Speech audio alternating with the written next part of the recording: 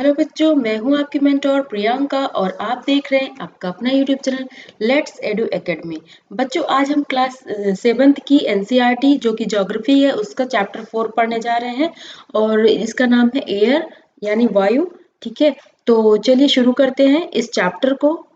बच्चों, शुरू करने से पहले एक चीज कहना चाहती हूँ, अगर आप हमारे चैनल में पहली बार आए तो हमारे चैनल को सब्सक्राइब कर लीजिएगा और बेल आइकन को जरूर प्रेस कर दीजिएगा। और अगर आपको लेक्चर्स हमारे पसंद आते हैं तो लाइक करिएगा, अपने दोस्तों के साथ शेयर कर दीजिएगा। तो चलिए आज हम इस लेक्चर को शुरू करते हैं। यहाँ पर बच्चों लिखा है our earth is surrounded by a huge blanket of air called atmosphere. जो हमारे अर्थ है यानी पृथ्वी है is surrounded by a huge blanket, means पूरी चारों तरफ से हर तरफ से क्या है कि इससे ढकी हुई है, जो एटमॉस्फेयर इससे ढकी हुई है। ठीक है, तो जिसको इस एक नाम दिया गया है एज अ ब्लैंकेट, मीन्स बहुत बड़ा बहुत हैवी ब्लैंकेट का नाम दिया गया है। ठीक है, क्योंकि जो पृथ्वी है वो ऐसी है और इसके जस्ट ऊपर जो मतलब एटमॉस्फेयर वो जस्ट इसके ऊपर साइड में है। ठीक है, तो इसलिए वो एज अ ब्लैंकेट की तरह कि जैसे पृथ्वी है उस वो एज अ ब्लैंकेट की तरह ओढ़ी हुई है। एटमॉस्फेयर के बारे में बताया गया। All living beings on this earth depend on the atmosphere for their survival। जो जितनी भी लिविंग बींग्स है, मीन्स जितनी भी जीवित जीव जंतु है या फिर जिनमें जिनके जिनके अंदर भी जीवन है, वो किस पर डिपेंड है? एटमॉस्फेयर पर डिपेंड है। फॉर सर्वाइवल मीन्स जीने के लिए एटमॉस्फेयर पर डिपेंड है यानी निर्भर है। It provides us the air we breathe. ये इससे हमें क्या मिलता है? हमें एयर मिलती है यानी वायु मिलती है। ठीक है, जिसे हम क्या करते हैं? सांस लेते हैं। And protects us from the harmful effect of the sun rays. और ये जो एटमॉस्फेयर में गैसेस हैं वो हमें किससे बचाती हैं? हार्मफुल इफेक्ट से, मीन्स बहुत ही नुकसानदायक जो प्रभाव हमारे शरीर में पड़ता है उनसे बचाती हैं, जो कि सन रेज होती हैं उनसे हमें बचाव करती है हमारा। ठीक है, without this blanket of protection we would be baked alive by the heat of the sun during day and get frozen during night. कि अगर ये जो एटमॉस्फेयर का ब्लैंकेट है अगर ये ना हो तो हम लोग कैसे बिल्कुल बेक्ड हो जाएंगे यानी सिक जाएंगे, बिल्कुल जैसे जिंदा ही जल जाएंगे, कहने का मतलब ये है। और अगर दिन में क्या होगा, क्योंकि दिन में इतनी गर्मी होगी तो सारी गर्मी, सूर्य की गर्मी जितनी भी होगी, जितनी भी किरणें होंगी जो नुकसानदायक भी होंगी, वो भी हमें हार्मफुल मीन्स हमारे लिए हार्मफुल हो जाएंगी। और अगर रात की बात करें तो क्योंकि रात में अगर ये एटमॉस्फेयर नहीं हुआ तो रात में इतनी ज्यादा ठंडक हो जाएगी कि हम लोग क्या हो जाएंगे? जम जाएंगे बिल्कुल बर्फ की जैसे। तो ये एटमॉस्फेयर जो है वो हम सबके लिए बहुत ही इंपॉर्टेंट है। So it is this mass of air that has made the temperature on the earth livable। तो ये जो एटमॉस्फेयर में इतना ज्यादा इतनी बड़ी मात्रा में जो एयर है तो वो इसके द्वारा क्या होता है? जो टेम्परेचर है वो पृथ्वी का कंट्रोल रहता है और इसी की वजह से यहाँ पर जीवन पॉसिबल है, मीन्स लाइफ पॉसिबल है। अब आगे देखते हैं composition of the atmosphere, means संगठन ऑफ द एटमॉस्फेयर की एटमॉस्फेयर में ऐसा क्या क्या पाया जाता है, हम इसके बारे में इस हेडिंग के अंदर जानेंगे। ठीक है, डू यू नो, क्या आप जानते हैं that the air we take in while breathing, कि जो भी एयर हम ले रहे हैं, सांस ले रहे हैं। जस्ट 1 सेकेंड बच्चों, 1 मिनट, थोड़ा सा मैं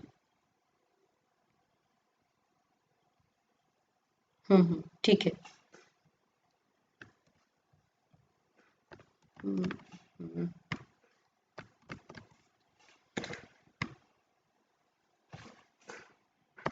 हाँ, जस्ट जस्ट 1 सेकेंड बच्चों, अब थोड़ा सा टाइम लग गया तो चलिए कोई नहीं, अब हम शुरू कर लेते हैं। Do you know that the air we take in while breathing is actually a mixture of many gases. क्या आप जानते हैं कि जितनी भी हम गैसेस जो भी हम सांस लेते हैं उसमें क्या है? बहुत सारी गैसों का मिक्सचर होता है। ठीक है, nitrogen and oxygen are two gases while make up the bulk of the atmosphere. जो नाइट्रोजन और ऑक्सीजन होती हैं दो गैसें, वो बहुत ही बड़ी मात्रा में, बहुत ज्यादा मात्रा में एटमॉस्फेयर में पाई जाती हैं। ठीक है, एटमॉस्फेयर यानी वायुमंडल में। Carbon dioxide, helium, ozone, argon and hydrogen are found in lesser quantities. इसके अलावा जो गैसेस हैं जैसे कि carbon dioxide, helium, ozone, argon and hydrogen are found in lesser quantity. Means इन बाकी जो गैसेस हैं ऑक्सीजन और नाइट्रोजन के अलावा ये सारी गैसेस बहुत ही कम मात्रा में एटमॉस्फेयर में पाई जाती हैं। एटमॉस्फेयर मीन्स वायुमंडल में। Apart from these gases, teeny dust particles are also present in the air. इन सब गैसेस के अलावा बहुत छोटे छोटे कण जो धूल के कण होते हैं वो भी एटमॉस्फेयर में पाए जाते हैं। द मीन्स प्रेजेंट होते हैं। The pie chart gives you the percentage of different constituents of air. जो पाई चार्ट यहाँ पर दिया हुआ है तो इसमें क्या है डिफरेंट टाइप जितने भी गैसेस हैं वो कितनी मात्रा में पाए जाती है हमारे एटमॉस्फेयर में, इसके बारे में बताया गया है। तो चलिए देख लेते हैं इसको। ये जो नाइट्रोजन है वो 78% है, ऑक्सीजन है 21% है एंड कार्बन डाइऑक्साइड 0.03% है, आर्गन वहीं पर 0.93% है एंड ऑल अदर गैसेस कितनी पाई जाती हैं 0.04% पाई जाती है। ठीक है, तो इसको आपको याद रखना है। यहाँ पर देखिए ये हल्की सी रेड कलर की लाइन है वो इसमें कार्बन डाइऑक्साइड दिखा रहे हैं और यहाँ पर देखिए येलो कलर की लाइन है तो वो आर्गन दिखा रहे हैं और यहाँ पर बिल्कुल हल्की पिंक कलर की लाइन है, शायद पिंक या रेड है, तो इसमें ऑल अदर गैसेस दिखाई जा रही है। ठीक है, तो यहाँ पर देखते हैं आगे। Nitrogen is the most plentiful gas in the air. जो नाइट्रोजन है वो बहुत अधिक मात्रा में एटमॉस्फेयर में पाई जाती है nitrogen gas. When we inhale, we take some amount of nitrogen into our lungs and inhale, exhale it। कि जब हम सांस लेते हैं और सांस छोड़ते हैं तो ये किसमें जरूरत पड़ती है नाइट्रोजन की, इनटू अवर लंग्स। हमारे लंग्स में नाइट्रोजन की जरूरत पड़ती है जब हम सांस लेते हैं और सांस छोड़ते हैं। But plants need nitrogen for their survival. लेकिन जो पौधे होते हैं वो जैसे हमें सिर्फ सांस लेने की जरूरत पड़ती है, सांस छोड़ने की जरूरत पड़ती है, लेकिन जो पौधे हैं उनको सर्वाइव करने के लिए यानी जीवित रहने के लिए नाइट्रोजन की जरूरत होती है। They can not take nitrogen directly from the air. जो पेड़ पौधे हैं directly nitrogen means directly nitrogen नहीं ले सकते हैं। मीन्स जो हवा है उससे सीधे नाइट्रोजन नहीं ले सकते पेड़ पौधे। Bacteria that live in the soil and roots of some plants take nitrogen from the air and change it from form so that plants can use it।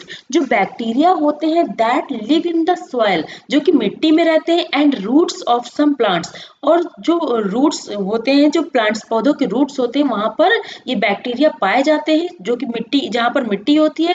Take nitrogen from the air, और ये जो bacteria होते हैं वो क्या करते हैं जो एटमॉस्फेयर है वहां से नाइट्रोजन लेते हैं and change it form so that plant, और इसको डिफरेंट फॉर्म में चेंज कर देते हैं जिसको कौन एब्जॉर्ब कर लेता है, प्लांट्स एब्जॉर्ब कर लेते हैं। Oxygen is the second most plentiful gas in the air. Nitrogen के अलावा ऑक्सीजन भी एक ऐसी गैस है जो कि काफी मात्रा में एटमॉस्फेयर में पाई जाती है। Humans and animal take oxygen from the air as they breathe। जो ह्यूमन है मीन्स जो मनुष्य है और जो एनिमल यानी जानवर है वो ऑक्सीजन को एयर से लेते हैं। जब कब लेते हैं, जब वो सांस लेते हैं तो ऑक्सीजन ग्रहण करते हैं। Green plants produce oxygen during photosynthesis. जो हरे पौधे होते हैं वो क्या करते हैं, प्रोड्यूस करते हैं ऑक्सीजन को ड्यूरिंग फोटोसिंथेसिस। जो फोटोसिंथेसिस की क्रिया होती है जब वो भोजन बनाते हैं मीन्स फूड बनाते हैं प्लांट्स, तभी वो क्या करते हैं उस समय फोटोसिंथेसिस की क्रिया कर रहे होते हैं तभी वो ऑक्सीजन को उस समय छोड़ते हैं। ठीक है, जैसे हम लोग क्या छोड़ते हैं कार्बन डाइऑक्साइड, जब सांस छोड़ते हैं तो क्या करते हैं कार्बन डाइऑक्साइड छोड़ते हैं, वैसे ही इस तरह पेड़ पौधे हैं जब वो फूड बनाते हैं यानी खाना बनाते हैं फोटोसिंथेसिस क्रिया के द्वारा, प्रोसेस के द्वारा, तब वो ऑक्सीजन छोड़ते हैं। In this way oxygen content in the air remains constant. तो इस तरह से क्या होता है, जो बैलेंस है ऑक्सीजन और कार्बन डाइऑक्साइड का इस तरह से बना रहता है, यानी कि जो ऑक्सीजन की मात्रा है जितनी जरूरत है उतनी ही एटमॉस्फेयर में होती है। क्योंकि भाई जो एनिमल है जो जानवर है वो क्या करते हैं ऑक्सीजन लेते हैं और जो पेड़ पौधे हैं वो ऑक्सीजन छोड़ते हैं। If we cut trees then this balance get disturb. यदि हम पेड़ पौधों को काट देते हैं तो ये जो बैलेंस है ऑक्सीजन का वो क्या होता है, डिस्टर्ब हो जाता है, यानी वो बहुत ज्यादा मीन्स डिस्टर्ब हो जाता है, यानी किसी वजह से वो एटमॉस्फेयर में नहीं रहती है, जो ऑक्सीजन की मात्रा ज्यादा सही मात्रा में नहीं रहती, जितनी जरूरत है हमें उतनी नहीं मिलती है। Carbon dioxide is another important gas. जो कार्बन डाइऑक्साइड होती है वो एक बहुत इंपॉर्टेंट गैस है, मीन्स जो बहुत जरूरी गैस है हम सबके लिए, हम सबके लिए नहीं, एक्चुअली पेड़ पौधों के लिए। और वो पेड़ पौधे वो हमारे लिए हमें जरूरी होते हैं, ठीक है, क्योंकि हम जो हरी सब्जियां खाते हैं तो वो हरी सब्जियां जितने भी ग्रीन प्लांट्स हैं वो क्या करते हैं, कार्बन डाइऑक्साइड लेते हैं, ग्रहण करते हैं, मीन्स सांस लेते हैं जब तो कार्बन डाइऑक्साइड लेते हैं, तो उनके लिए ये जो कार्बन डाइऑक्साइड वो इम्पोर्टेंट होती है। Green plants use carbon dioxide to make their food. जो ग्रीन प्लांट्स होते हैं वो कार्बन डाइऑक्साइड का प्रयोग करते हैं फूड बनाने के लिए, यानी खाना बनाने के लिए। एंड रिलीज ऑक्सीजन, और ये ऑक्सीजन छोड़ते हैं। जैसे कि आपने ऊपर पढ़ा हुआ है, ह्यूमंस और एनिमल्स रिलीज कार्बन डाइऑक्साइड। जो मनुष्य है और जो जानवर है वो क्या करते हैं, कार्बन डाइऑक्साइड छोड़ते हैं। The amount of carbon dioxide released by humans और animals seems to be equal to the amount used by the plants which make a perfect balance. कि क्या है यहाँ पर, the amount of carbon dioxide release, कि जैसे जिस मात्रा में जो जानवर है और जो मनुष्य है कार्बन डाइऑक्साइड छोड़ते हैं, by the human and animal seem to be equal to the amount used by the plant. तो उतना ही जो पौधे हैं, अगर बराबर मात्रा में इतने इतने ज्यादा पौधे हैं कि भाई जितना कार्बन डाइऑक्साइड मनुष्य और जो जानवर है वो छोड़ रहे हैं, अगर उनको एब्जॉर्ब करने के लिए उतने पेड़ पौधे हैं तो क्या है, इससे परफेक्ट बैलेंस बना रहता है। अदरवाइज अगर पेड़ों की मात्रा कम है तो एटमॉस्फेयर में क्या है, कार्बन डाइऑक्साइड की मात्रा बढ़ती चली जाती है और इससे गर्मी बढ़ जाती है। However, the balance is upset by burning of fuel such as coal and oil. लेकिन ये जो बैलेंस है वो क्या होता है, ये डिस्टर्ब हो जाता है। क्यों क्यों डिस्टर्ब हो जाता है, क्योंकि जब जो फ्यूल जो होता है वो जलाया जाता है, जैसे कि मिट्टी का तेल जलाना या फिर जैसे लकड़ियां जलाना, ये सब जलाया जाता है, या फिर चूल्हे में खाना बनता है जैसे गांव में, तो इन सब से भी क्या है, कार्बन डाइऑक्साइड एटमॉस्फेयर में बढ़ती है, ठीक है। जो कोयल एंड ऑयल है, जो कोयला है और जो तेल है, जब वो जलता है तो वो क्या करता है, कार्बन डाइऑक्साइड उत्सर्जित करता है। इससे क्या है, एटमॉस्फेयर में जो बैलेंस बना होता है वो बिगड़ जाता है। दे एड बिलियंस, जैसे कि बच्चों आपने सुना होगा, जैसे दिल्ली में क्या है कि ऑड एंड इवन का प्रोसेस होता है, जब एटमॉस्फेयर में क्या होता है, पॉल्यूशन ज्यादा हो जाता है। तो वो क्यों होता है, क्योंकि उससे जो कार्बन डाइऑक्साइड है, इन सब जो मतलब हार्मफुल गैसेस है वो ज्यादा मात्रा में निकलती हैं गाड़ियों से, तो इस वजह से उनको ऑड इवन करके, ताकि कम मात्रा में उत्सर्जित हो और जो पेड़ पौधे उनको एब्जॉर्ब कर सके और बैलेंस बना रहे, इसलिए ये सब रूल्स लगाए जाते हैं। They add billions of tons of carbon dioxide into the atmosphere each year. कि हर साल एटमॉस्फेयर में tons, billions of tons means कई टन जो कार्बन डाइऑक्साइड है वो क्या होती है, एटमॉस्फेयर में पहुंचती है हर साल, एवरी ईयर की बात कर रहे हैं। एज अ रिजल्ट, इसका परिणाम ये होता है, the increase volume of carbon dioxide is affecting the earth weather and climate. तो इसकी वजह से, कार्बन डाइऑक्साइड की वजह से क्या होता है, जो मौसम है वो भी चेंज हो जाता है अर्थ का, और जो क्लाइमेट है मीन जलवायु वो भी चेंज हो जाता है, ठीक है। बच्चों ये बॉक्सेस में जो भी लिखा है वो जब हम मेन कंटेंट कंप्लीट कर लेंगे तो उसके बाद हम उसको कंप्लीट करेंगे। अब आगे देख लेते हैं क्या है, स्ट्रक्चर ऑफ द एटमॉस्फेयर। अब हम एटमॉस्फेयर का स्ट्रक्चर देखते हैं कि आखिर क्या स्ट्रक्चर है एटमॉस्फेयर का। जो पृथ्वी के ऊपर जो एटमॉस्फेयर है पूरी तरीके से जो ढकी हुई पृथ्वी ढकी हुई है एटमॉस्फेयर से, तो आखिर वो स्ट्रक्चर क्या है उसका, उसका ये चेक कर लेते हैं। Our atmosphere is divided into 5 layers starting from the earth surface। जो हमारा एटमॉस्फेयर है, ये मीन्स जो वायुमंडल है वो क्या है, डिवाइड है इनटू 5 लेयर्स। 5 लेयर्स में 5 मीन्स तह जिसको बोलते हैं, उसमें क्या है, डिवाइड है। These are troposphere, stratosphere, mesosphere, thermosphere and exosphere. तो ये कौन कौन सी लेयर है, ट्रोपोस्फेयर है, स्ट्रेटोस्फेयर, ट्रोपोस्फेयर मीन्स हिंदी में बोलते हैं इसको क्षोभ मंडल, स्ट्रेटोस्फेयर यानी समताप मंडल, मेसोस्फेयर यानी मध्य मंडल, थर्मोस्फेयर यानी वायुमंडल एंड एक्सोस्फेयर यानी बहिर्मंडल। ठीक है, तो अब हम इसके बारे में देखते हैं। पहले इस पिक्चर को देख लेते हैं कि आखिरकार ये जो है कितना दूरी पे कौन सा स्फेयर यहाँ पर पाया जाता है। ठीक है, देखिए यहाँ पर लिखा है 10, ये 10 यहाँ पर हाइट जो है ये किलोमीटर में दी है। देखिए यहाँ पर किलोमीटर लिखा है। ठीक है, 10, 20, 30, 40 इस तरह से लिखा हुआ है। तो यहाँ पर देखिए ट्रोपोस्फेयर जो जो अर्थ है, अर्थ से जस्ट ऊपर का जितना भी 10 किलोमीटर में जो भी डिस्टेंस है वो ट्रोपोस्फेयर कहलाती है। ठीक है, अब इसके आगे जो 10 के बाद 40 लगभग 50 के लगभग है तो उसको क्या कहते हैं, स्ट्रेटोस्फेयर। स्ट्रेटोस्फेयर यानी क्या बोलते हैं इसको, स्ट्रेटोस्फेयर यानी समताप मंडल। ठीक है, अब यहाँ पर देखिए स्ट्रेटोस्फेयर के बाद क्या आता है, मेसोस्फेयर। मेसोस्फेयर मतलब मध्य मंडल। ठीक है, अब यहाँ पर मध्य मंडल के बाद क्या आता है, थर्मोस्फेयर यानी वायुमंडल, और यहाँ पर बहिर्मंडल, एक्सोस्फेयर यानी बहिर्मंडल। ठीक है, हाँ, अब आगे देखिए इसमें यहाँ पर ओजोन गैस, जो ओजोन गैस है वो कहाँ पाई जाती है, स्ट्रेटोस्फेयर में पाई जाती है। ये आपको याद रखना है।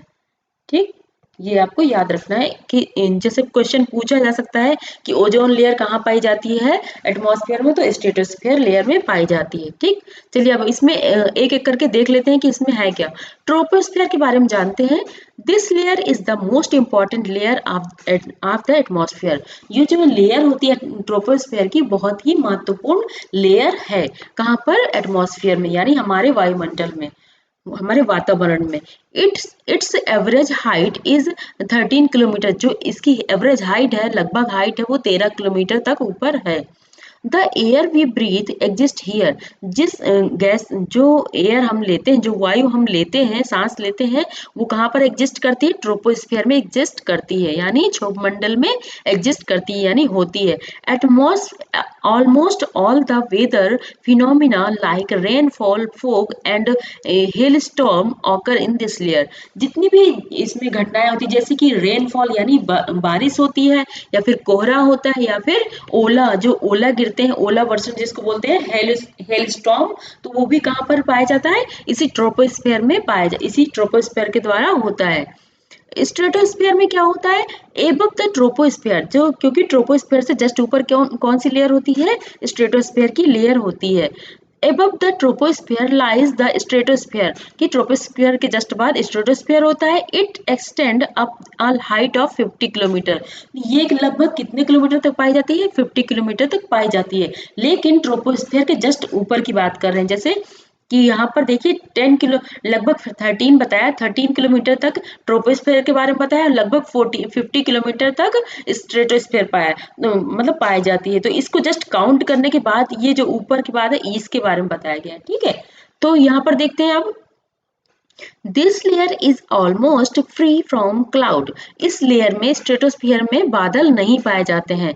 एंड एसोसिएटेड वेदर फिनोमिना, और यहाँ पर क्या है, जो वेदर होता है उससे भी रिलेटेड ऐसा कुछ नहीं वहां पर होता है। ठीक है, अब यहाँ पर देख लेते हैं मेकिंग, क्योंकि जो वेदर की जो कंडीशंस होती है वो कहाँ पाई जाती है, वो ट्रोपोस्फेयर में पाई जाती है।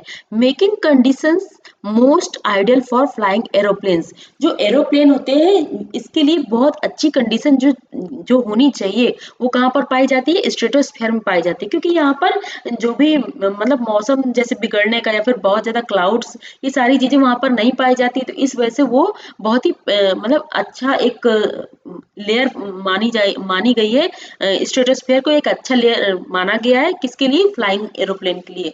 One important feature of stratosphere is that it contains a layer of ozone. इसमें जो इम्पोर्टेंट फीचर है, इसका इम्पोर्टेंट एक महत्वपूर्ण गुण है, वो ये है कि यहाँ पर ओजोन लेयर, ओजोन गैस पाई जाती है। We have just learned how it protects us from the harmful effect of the sun rays। कि हमने ये सीखा कि जो it protect us from the harmful, जो ओजोन लेयर है, हम जानते हैं कि ये क्या करती है, सन की जो हार्मफुल रेज होती हैं, जो कि किरणें होती हैं, हानिकारक किरणें होती हैं, उनसे हमें, हमारा बचाव करती है ये ओजोन लेयर। मेसोस्फेयर, जैसे बच्चों अभी आपने लॉकडाउन के समय सुना होगा कि जो अभी पिछले जब लॉकडाउन हुआ था लगभग फरवरी मार्च में, तो उस समय आपने सुना होगा कि जो ओजोन लेयर है, कई बार मतलब आपने न्यूज में सुना होगा कि जो ओजोन लेयर है वो काफी जो होल हो गया था ओजोन लेयर में, वो काफी सही हो गया है। तो ये मतलब इस जो लॉकडाउन, क्योंकि लॉकडाउन में क्या हुआ, जो कार्बन की जो मात्रा है वो क्या हुई, घट गई। ठीक है, उससे क्या ओजोन लेयर में जितनी भी प्रॉब्लम जो भी होल, बहुत बड़ा होल हो जा रहा था, वो कम हो गया। ठीक है अब आगे देखते हैं, सॉरी, मेसोस्फीयर के बारे में जानते हैं। मेसोस्फीयर यानी मध्यमंडल। मध्यमंडल क्या होता है बच्चों, आप बताइए।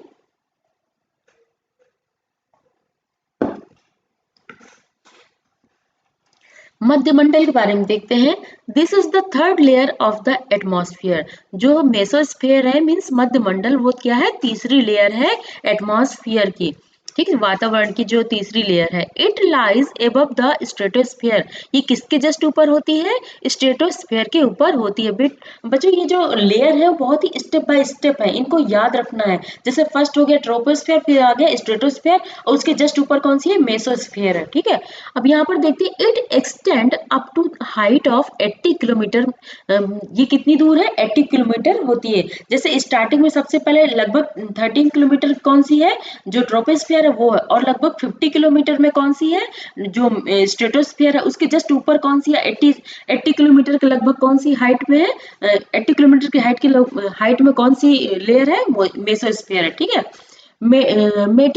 meteorites burn up in this layer on entering from the space। जितनी भी जो उल्का पिंड होते हैं वो क्या करते हैं, इस लेयर में आकर बर्न हो जाते हैं, यानी जल जाते हैं। ठीक है, जैसे ही जो अंतरिक्ष है, अंतरिक्ष से जैसे ही उल्का पिंड आते हैं, तो इस लेयर में जैसे ही आते हैं तो वो क्या होते हैं, बर्न हो जाते हैं, यानी जल जाते हैं इस लेयर में एंटर करते ही। अब हम पढ़ते हैं थर्मोस्फेयर। बच्चों ये जो मेटोस्फेयर की सॉरी मेटेरॉइड्स है, मेटेरॉइड्स के बारे में मैंने क्लास 6 की बुक में बहुत अच्छे से पढ़ाया है, तो उसमें आप देख लीजिएगा।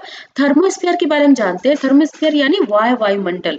इन thermosphere temperature rises very rapidly with increasing height. जो थर्मोस्फेयर है इसमें क्या होता है, टेम्परेचर क्या करता है, राइज करता है, यानी बहुत ज्यादा इंक्रीज हो जाता है। With rapidly with increasing height, कि जैसे जैसे क्या होता है, हाइट ज्यादा होती है, वैसे वैसे टेम्परेचर भी वहां पर ज्यादा होता चला जाता है। भाई क्यों नहीं होगा, क्योंकि सन की जो रेस है वो उसमें ज्यादा पड़ती होंगी। ठीक है, तो इस वजह से उसमें क्या है, गर्मी ज्यादा मात्रा में पाई जाती है। मीन्स टेम्परेचर जो उसका तापमान है वो ज्यादा पाया जाता है। Ionosphere is a part of this layer. जो आयनोस्फीयर यानी आयन मंडल जिसको बोलते हैं, वो किसका पार्ट है, थर्मोस्फीयर का पार्ट है। इट थर्मोस्फीयर को बच्चों वायुमंडल बोलते हैं। ठीक है, it extends between 80 to 400 kilometre. ये जो थर्मोस्फीयर है कहाँ से कहाँ तक पाया जाता है, 80 किलोमीटर से 400 किलोमीटर तक पाया जाता है। यहाँ पर देख लीजिए, यहाँ पर दिखाया गया है, ये देखिए, ये 80 किलोमीटर से लगभग 400 किलोमीटर, यहाँ पर नहीं दिखाएगा बट इसमें लिखा है कि 400 किलोमीटर तक पाया जाता है। ठीक है, अब आगे देखते हैं। This layer helps in radio transmission. ये जो लेयर है थर्मोस्फेयर वो क्या है, ये बहुत ज्यादा इंपॉर्टेंट है। किस लिए, रेडियो ट्रांसमिशन के लिए। मीन्स रेडियो का जो ट्रांसमिशन होता है, यानी एक जगह से दूसरे सॉरी मतलब एक जगह से ट्रांसफर करना, मतलब एक जगह से दूसरी जगह तक पहुंचाना, रेडियो जो रेज होती हैं, तो उनके लिए ये बहुत इंपॉर्टेंट लेयर है। इनफैक्ट रेडियो वेव्स के बारे में बताना चाहती थी। Radio waves transmitted from the earth are reflected back to the earth by this layer. कि क्या होता है, जो रेडियो वेव्स होती है वो क्या करती है, पहले तो यहाँ पर जाती है इस लेयर में, और फिर इस लेयर से टकराकर क्या होती है, वापस अर्थ में फिर से आ जाती हैं। ठीक है, रिफ्लेक्ट होकर, यानी परावर्तित होकर आ जाती है। अब हम पढ़ते हैं एक्सोस्फीयर के बारे में। बच्चों आपको ये सारी जो जितनी भी लेयर्स है, 4 लेयर्स आपको समझ में आ गई होंगी। अब ये 5 लेयर के बारे में देखते हैं। एक्सोस्फीयर क्या है, वायुमंडल। The uppermost layer of the atmosphere is known as exosphere, यानी वायुमंडल। जो सबसे ऊपरी परत होती है पृथ्वी में वायुमंडल की, जहाँ पर वायुमंडल पाया जाता है, तो वो कौन सी है, एक्सोस्फीयर है। This layer has very thin thin layer, thin air means वहां पर क्या होती है, बहुत ही पतली एयर होती है, मतलब बहुत कम मात्रा में एयर पाई जाती है। लाइट गैसेस, वहां पर हल्की गैसेस पाई जाती है, लाइक हीलियम एंड हाइड्रोजन, कि जो जैसे कौन कौन सी हल्की गैसेस, जैसे हीलियम हो गई और हाइड्रोजन, ये कौन सी गैसें हैं, हल्की गैसेस हैं। Float into the space from here, वो क्या करती है, एक जगह से दूसरी जगह फ्लोट करती रहती है, into space from here means यहाँ से मतलब अंतरिक्ष की ओर फ्लोट करती रहती है, मतलब एक जगह से दूसरी जगह जाती रहती हैं, क्योंकि ये बहुत ज्यादा हल्की होती है, ये सबसे ऊपरी परत है। तो बच्चों समझ में आ गया। अब इस इन लेयर्स को याद करने का तरीका देख लीजिए। यहाँ पर देखिए, ये है, मैंने यहाँ पर बताया है, जो सबसे पहली लेयर है अर्थ से जस्ट ऊपर है, तो वो है ट्रोपोस्फेयर, फिर है स्ट्रेटोस्फेयर, फिर मेसोस्फेयर, फिर थर्मोस्फेयर और एक्सोस्फेयर। ठीक है, तो यहाँ पर देखिए, अब हिंदी में इसको बोलते हैं क्षोभ, सम, मध्य, वाय, बहिर। तो इस सीरीज पे आपको इसको याद रखना है। ठीक है, तो इसको याद करने का तरीका है, तो इसको आप देख लीजिएगा, याद कर लीजिएगा, ताकि आपको जो लेयर्स हैं वो स्टेप बाय स्टेप आपको याद रहेंगे। अब आगे देख लेते हैं, वेदर एंड क्लाइमेट। अब हम वेदर एंड क्लाइमेट के बारे में जानते हैं। वेदर यानी मौसम होता है, क्लाइमेट यानी जलवायु होता है। इनके बारे में हमने पिछले चैप्टर्स में भी थोड़ा बहुत पढ़ा है। अब इसमें देखते हैं, इसमें क्या लिखा है। It is sorry, is it going to rain today, is it going to rain today, क्या आज रेन होने वाली है। Will it be bright and sunny today, या फिर क्या आज मतलब सनी जो सूर्य की किरणें हैं, मीन्स सिर्फ सूर्य की किरणें होगा या फिर उजाला होगा, या ऐसा कुछ ऐसा दिन रहने वाला है। How many times have we heard this from anxious cricket fan speculating the fate of a one day match, कि भाई जब ये आपने कभी सुना है कि क्या आज बारिश होगी, या फिर क्या आज सन निकलेगा, ऐसी कोई बातें आपने क्या सुनी है कभी, किनसे, जो क्रिकेट के फैंस होते हैं उनसे सुना। क्योंकि वनडे जो मैच होता है, क्रिकेट मैच, उस समय क्या होता है, जो वेदर होता है उस पे बहुत ज्यादा अटकलें होती हैं लोगों की, कि कहीं ऐसा ना हो कि आज बारिश हो जाए, या फिर पता नहीं आज धूप रहेगी या नहीं रहेगी, ऐसी ये सारी चीजें क्रिकेट जो फैंस होते हैं उनके लिए मीन्स टेंशन वाली बात होती है। If we imagine our body to be a radio and the mind its speaker, यदि हम इमेजिन करें यानी कल्पना करें कि जैसे हमारी बॉडी, जो हमारा शरीर है वो क्या है, एज अ रेडियो है, जो रेडियो आप घर में सुनते हैं, and the mind is speaker, जो हमारा माइंड है वो क्या है, स्पीकर है। ये सपोज करने के लिए बोला जा रहा है, मीन्स इमेजिन करने के लिए, कल्पना करिए कि आपका जो शरीर है वो एक रेडियो है और आपका जो माइंड है वो है स्पीकर है। Weather is something that fiddles with its control knobs, और वेदर मीन्स मौसम एक ऐसी चीज है जो कि क्या करती है, जिसके पास कंट्रोल बटन्स हैं, जो कि आपके बॉडी को, आपके माइंड को क्या करती है, कंट्रोल करती है। भाई क्यों नहीं करती, जैसे कि मान लीजिए अभी ठंडियों का समय है, तो आपको क्या, आपकी जो बॉडी है वो उसी के अकॉर्डिंग चाहिए, क्योंकि भाई ठंडा है तो ऑब्वियसली आपको जैसे चाय है या फिर कुछ गर्म कपड़े जैसे कि वुलन कपड़े वो आप पहनना पसंद करेंगे, है ना। तो इसी तरह से क्या है, वेदर ही कंट्रोल करता है हम सबको। ठीक है, क्योंकि अगर वेदर के अकॉर्डिंग ही देखिए, अभी ज्यादा गर्मी होती है तो क्या होता है, जैसे लोग एसी चलाते हैं या फिर कूलर चलाते हैं, इस तरह से चीजें चलाते हैं, या फिर ठंडा पानी पीते हैं, आइसक्रीम खाते हैं, सारी चीजें, तो सारा तो समझ लीजिए वेदर क्या करता है, कंट्रोल करता है। जैसे हम लोग क्या करते हैं, टीवी चलाते हैं तो रिमोट से क्या करते हैं, टीवी को कंट्रोल करते हैं, तो उसी तरीके से समझ लीजिए वेदर जो मौसम है वो भी हम सबको कंट्रोल करता है। Weather is this hour to hour day to day conditions of the atmosphere. Weather क्या है, ऐसे वेदर ऐसी चीज, ऐसा है जो कि हर घंटे क्या होता है, चेंज होता रहता है, दिन ब दिन चेंज होता रहता है। जैसे मान लीजिए अभी कुछ होगा, कितना टेम्परेचर है कुछ पता नहीं, थोड़ी देर में कुछ और ज्यादा हो जाएगा या फिर थोड़ा कम भी हो सकता है। तो ये सारी क्या है, वेदर क्या होता है, कंडीशंस पर चेंज होता है, मतलब कम ज्यादा होता रहता है। एटमॉस्फेयर में ये एटमॉस्फेयर में जो वेदर है वो चेंज होता रहता है।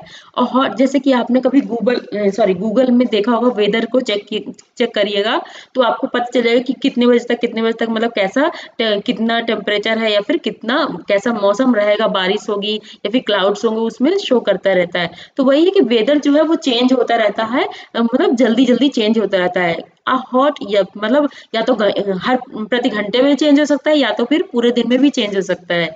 अ हॉट और ह्यूमिड वेदर में मेक वन इरिटेबल। अगर जो वेदर है जो यानी मौसम है, अगर बहुत ज्यादा गर्मी हो जाती है या फिर बहुत आर्द्र हो जाता है यानी उमस वाली जैसी गर्मी हो जाती है तो क्या होती है, बहुत ज्यादा इरिटेबल यानी चिड़चिड़ाहट वाला जो मनुष्य है वो चिड़चिड़ाहट उसके अंदर आ जाती है, यानी इरिटेशन होती है, बात बात पे लोग गुस्सा करते हैं अगर ज्यादा गर्मी होती है। तो वेदर की, तो इसका मतलब क्या है, वेदर ही हमें कंट्रोल कर रहा है।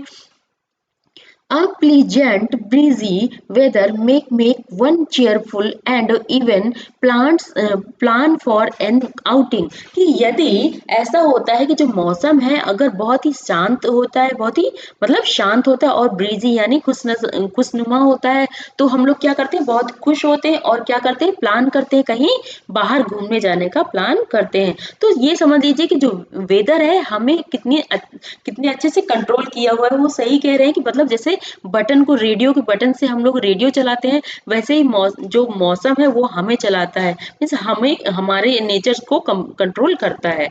Weather can change dramatically from day to day. जो वेदर है वो क्या है, दिन ब दिन चेंज होता रहता है।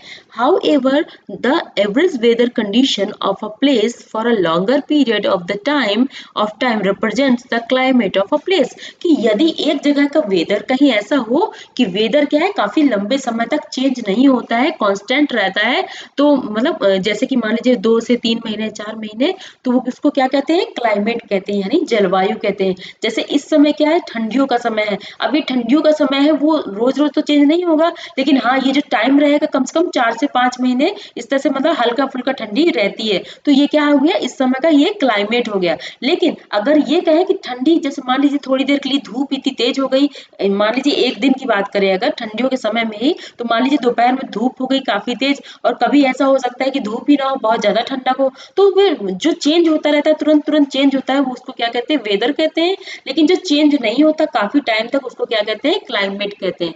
वेदर यानी मौसम, क्लाइमेट यानी जलवायु। Now do you understand why we have daily weather forecast. कि अब आप समझ पाए होंगे कि हम जो टीवी में सुनते हैं वेदर फोरकास्ट, यानी जो पहले से भविष्यवाणी करी जाती है कि भाई इतने बजे ये ऐसा मौसम होगा, तो ये किससे कैसे होता है, कैसे चेंज होता है, इसके बारे में आप समझ गए होंगे। ठीक है, अब चलते हैं टेम्परेचर के बारे में, देखते हैं कि टेम्परेचर क्या होता है।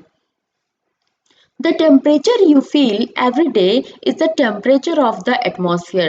जिस टेम्परेचर को आप रोज फील करते हैं वो क्या होता है, the temperature of the atmosphere, वो वायुमंडल का टेम्परेचर यानी तापमान होता है। The degree of hotness and coldness of the air is known as temperature. कि जो डिग्री होती है कि कितना ज्यादा गर्मी है और कितनी ज्यादा ठंडी है, वो किस पे नापा जाता है, टेम्परेचर को डिग्री पे नापा जाता है। ठीक है, डिग्री एक ऐसी मात्रा होती है जिसको नापा जाता है कि भाई इतने डिग्री सेंटीग्रेड है टेम्परेचर आज का। ये सारी चीजें आपने सुना होगा अगर आपने टेम्परेचर के बारे में टीवी में या फिर न्यूज़पेपर में पढ़ा होगा। The temperature of the atmosphere changes not only between day and night but also from season two season.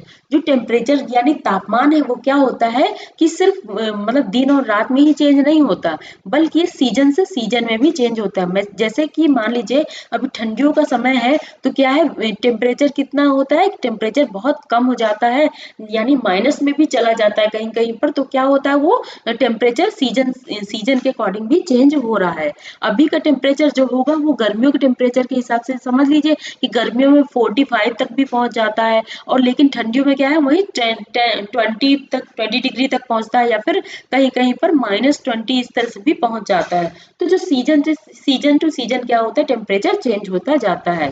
ठीक है, summer are hotter than winter. जो समर होते हैं वो क्या होते हैं, गर्म होते हैं, देन विंटर यानी ठंडियों से ज्यादा गर्म होते हैं। ठंडियों तो बहुत ज्यादा ठंडी होती है, समर में बहुत ज्यादा गर्मी होती है। सॉरी जस्ट 1 सेकेंड, ये क्या हो गया है। हाँ,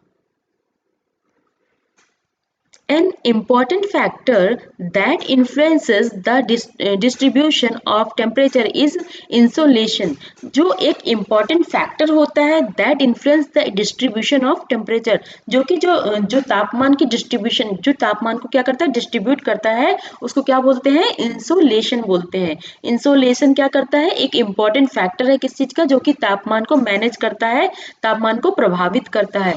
ठीक है, तो उसको हिंदी में बोलते हैं आतपन. ठीक है, isolation is the incoming solar energy intercepted by earth. जो आइसोलेशन क्या होता है इसमें बताया गया, isolation is the incoming solar energy, जो सोलर से मीन्स सन से जो जो ऊर्जा आती है, कहाँ पर आती है, अर्थ में. जो अर्थ में ऊर्जा आती है उसको क्या करती है, इंटरसेप्टेड बाय अर्थ. मीन्स जो सन से जो गर्मी आती है, जो ऊष्मा आती है, यानी जो ऊर्जा आती है, जो अर्थ उसको क्या करती है, एब्जॉर्ब करती है, यानी पकड़ लेती है. तो उसको क्या कहते हैं, आइसोलेशन कहते हैं. वो जितनी ऊर्जा क्या करती है, जो अर्थ है वो एब्जॉर्ब करेगी, तो उसी को क्या कहेंगे, आइसोलेशन कहेंगे. और उसी के अकॉर्डिंग जो टेम्परेचर वायुमंडल का चेंज होता रहता है. The amount of isolation decreases from the equator toward the poles. जो amount of isolation है, यानी जो आतपन है, मतलब जितना, मतलब अर्थ जो है जो कितना टेम्परेचर एब्जॉर्ब करती है, यानी मतलब समा ले, क्या बोलेंगे इसको, एब्जॉर्ब करना मतलब कितना अवशोषित कर लेती है, उसको ही क्या कहेंगे, तापमान कहते हैं. लेकिन अगर यही तापमान क्या है, डिक्रीज होता है, तो कैसे डिक्रीज होता है, कैसे इंक्रीज होता है, जैसे जैसे इक्वेटर यानी विषुवत होता है जो, उससे जैसे ऊपर ध्रुवों की ओर जाते जाएंगे, तो वो जो टेम्परेचर हो, यानी जो आइसोलेशन है, वो क्या होता जाएगा, चेंज होता जाएगा, यानी कम होता चला जाएगा. ठीक है, पोल्स की तरफ. अभी मैं दिखाऊंगी कि इक्वेटर कहाँ पर है और पोल्स कहाँ पर. ये मैंने पिछले चैप्टर्स में पढ़ाया बच्चों. क्लास 7 की क्लास 6 की बुक आप पढ़ लीजिएगा, उसमें इक्वेटर एंड पोल्स के बारे में बहुत अच्छे से उसमें समझाया है, तो आप उनको देख लीजिएगा एक बार. ठीक है, तो यहाँ पर देखते हैं, therefore the temperature decreases in the same manner. तो इस तरह से क्या होता है, जो तापमान है वो डिक्रीज होता चला जाता है पोल्स की ओर, एक सेम मैनर, मतलब अगर एक जगह से कम हो रहा है तो वैसे धीरे धीरे उस हिसाब से कम होता चला जाएगा पोल्स की ओर. तो पोल्स की तरफ, पोल्स तक जैसे ही पहुंचेगा तो टेम्परेचर बहुत कम हो जाएगा और वहां पर ठंडी बहुत ज्यादा हो जाती है. पोल्स यानी ध्रुव होते हैं. ठीक है, अभी मैं दिखाती हूँ वो कहाँ पर है, नीचे पिक्चर है उसमें दिखाऊंगी बच्चों. Now do you understand why poles are covered with snow. अब आप समझ गए होंगे कि जो पोल्स है यानी ध्रुव है, वो वहां पर बर्फ सबसे ज्यादा मात्रा में क्यों पाई जाती है. चलिए मैं एक बार दिखा देती हूँ आपको, ताकि आपको थोड़ा समझ आए. ठीक है, यहाँ पर देखिए, ये है पोल्स, यहाँ पर ये है ध्रुव. यहाँ पर क्या है, जो सन की जो एनर्जी यानी धूप है, वो बहुत कम पहुंचती है. और यहाँ पर एक तो इसको बोलते हैं नॉर्थ पोल यानी उत्तरी ध्रुव, और इसको बोलते हैं साउथ पोल यानी दक्षिणी ध्रुव. ठीक है, अब इसके बारे में और डिटेल से पढ़ना है तो बच्चे तो क्लास 6 की बुक को आप पढ़ सकते हैं. अब यहाँ पर देख लेते हैं क्या है, कहाँ पहुंचे थे हम, यहाँ पर. हाँ, now do you understand why poles are covered with snow. ये तो समझ में आ गया.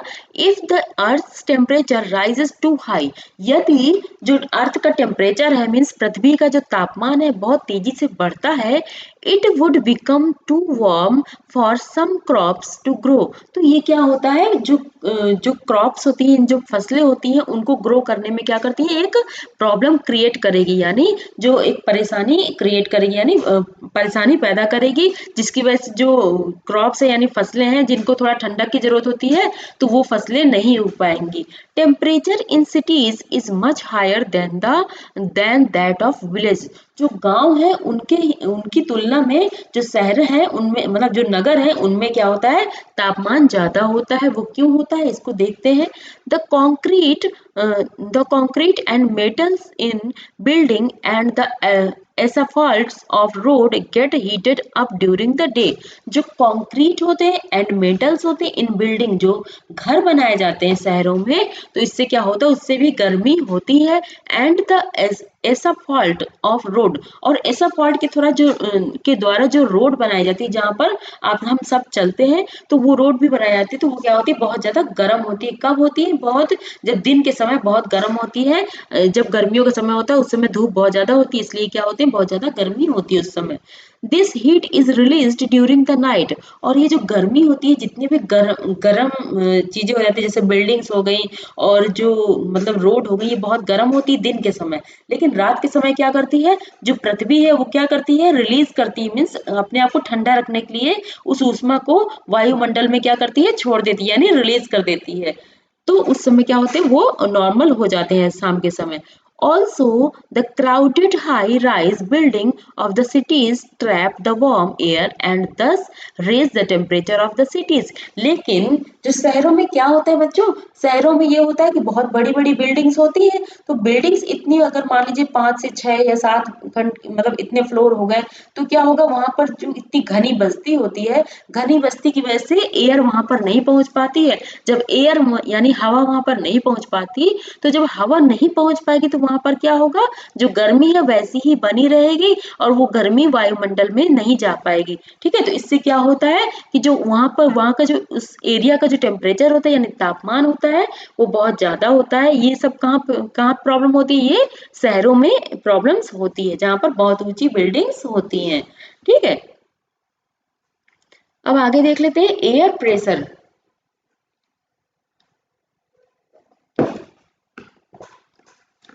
अब एयर प्रेशर के बारे में देखते हैं। You will be surprised to know that air above us presses presses us with the great force on our body.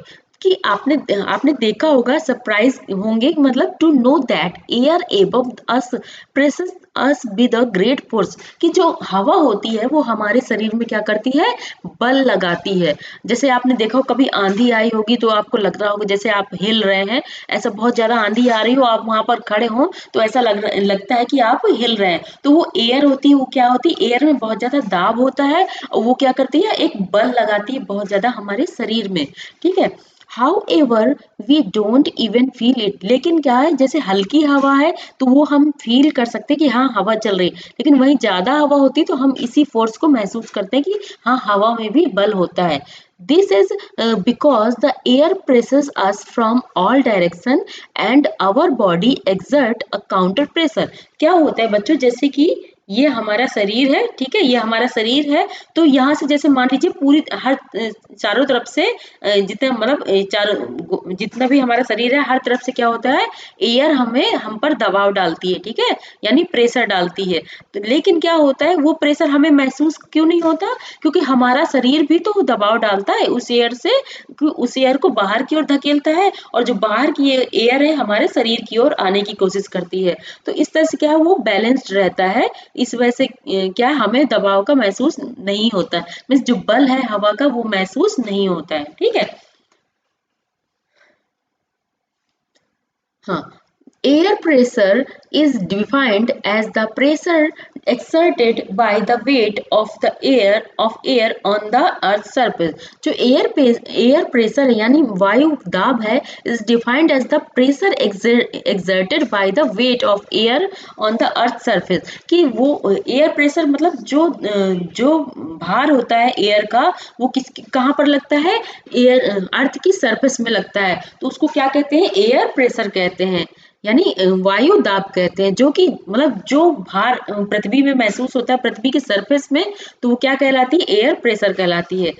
As we go up, जैसे बच्चों आपने आंधी में देखा होगा, जब बहुत तेज आंधी होती है तो क्या है, सब चीज उड़ने लगती है, तो वो क्या होता है, एयर का प्रेशर होता है, यानी एयर दाब होता है बहुत ज्यादा, उसमें वो दबाव डालती है, यानी बल लगाती है, और उस चीज को क्या करती है, जो भी उसके रास्ते में आता है वो सब चीज हल्की चीजें होती है तो वो क्या होती है, उड़ जाती है। ठीक है, तो ये सरफेस में जो महसूस होता है अर्थ में, जो पृथ्वी के सरफेस में महसूस होता है, उसको क्या कहते हैं, एयर प्रेशर कहते हैं। As we go up the layers of atmosphere the pressure fall rapidly.